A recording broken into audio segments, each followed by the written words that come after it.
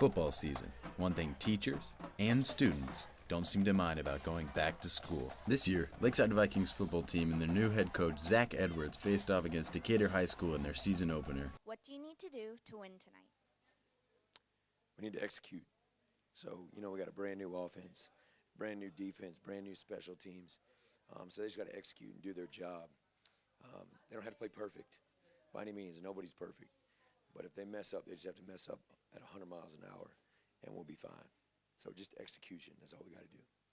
So what have you done in preparation this past week for Decatur? So now we go 3 days a week, full contact. So that's something new that the kids are getting used to because we used to not do full pads. So now we do full pads 3 days a week. We watch film every morning for at least an hour and film every afternoon after practice for at least an hour. And I require the kids to watch 2 hours of film on their own. Otherwise, they can't play. So we're very film heavy this year because confidence comes from preparation. And if we're prepared, there's no reason we shouldn't go into that game confident.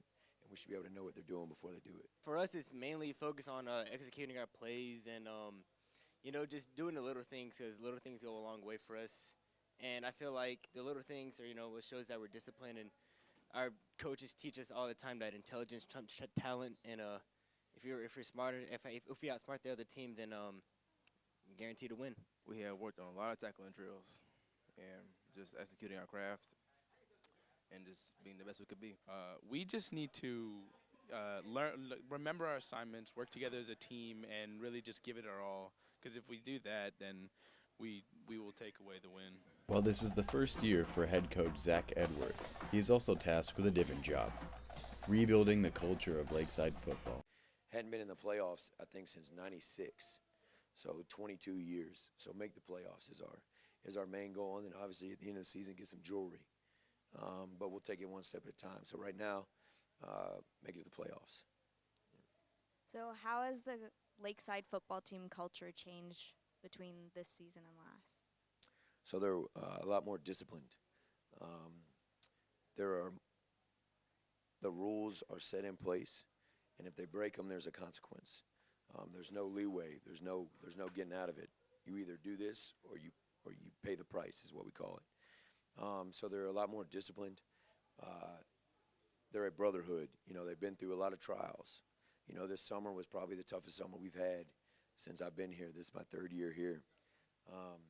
We had the Viking Maker on the 27th, which I led, and it was basically 24 hours of physical training, and we had some speakers to it. They're learning. We do leadership classes every morning before film, so they learn what it takes to be a leader. I've established a leadership council, so they basically kind of control the team other than the captains, kind of like a checks and balances system. The captains were picked by the team. We have a Big Brother program, so at the game tonight you'll see some freshmen still have a blue stripe on their helmet. That's because the seniors, who are their big brother, have determined that they have not put out enough to actually get that stripe removed. And then there's a BAM program. It means being a man. So we teach them how to shake hands. We teach them how to tie ties. We teach them how to speak properly, how to write properly, how to get their gig line straight as far as their belt goes, things like that. So it's changed a lot, surprisingly, because it's only been 2 months. But in my opinion, it's changed a lot. We don't make excuses anymore.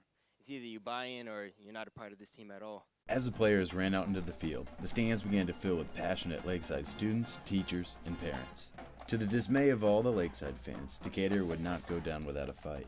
Decatur opened with a touchdown in the first quarter and completed a pass into the end zone as the horn sounded for the second half, giving Decatur the 14-0 lead headed into halftime. Coach, what do you need to improve on in the second half to overcome this 14-point deficit? We're just not executing. Like what I said at the very beginning, we're not executing. We're missing blocks. We're missing a ton of tackles that we shouldn't do because we do tackle drills every day. We just got to execute. All we have to do is do our job. They're not better than us. They're definitely not 14 points better than us.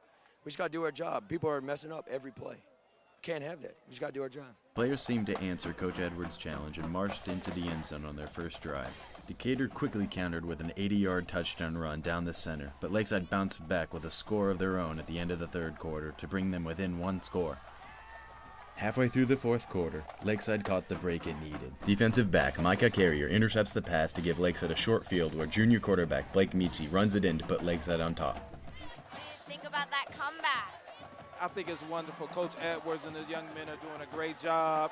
Everybody's excited. I just think we're going to bring it home tonight. Go Vikings!